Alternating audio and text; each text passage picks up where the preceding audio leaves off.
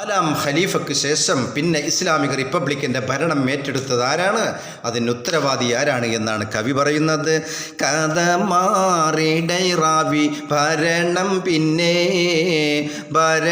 പിന്നെ പുത്രൻ ഹസനാരിൽ അറിഞ്ഞോ പൊന്നേ.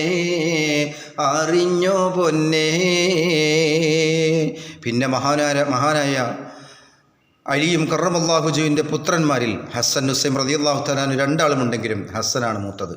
അതുകൊണ്ട് ഹസ്സൻ റളിയല്ലാഹു തആലാവിനാണ് പിന്നെ ഖിലാഫത്തിൻ്റെ ഭരണം വന്നണഞ്ഞതെങ്കിലും അദ്ദേഹം ചെറുപ്പക്കാരനായതുകൊണ്ട് ഭരണത്തിന് ഭരിക്കാനുള്ള പക്വത എത്താത്തത് കൊണ്ട് ഏതാനും മാസങ്ങൾ മാത്രമാണ് അദ്ദേഹത്തിൻ്റെ ഭരണം നീണ്ടുനിന്നത്.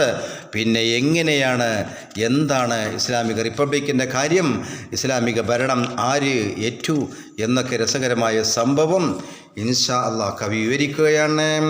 അലിയാരും ഒഫാത്തായി പിരിഞ്ഞ പിന്നെ ഖിലാഫത്തിനധികാരം ഹസനിൽ വന്നേ.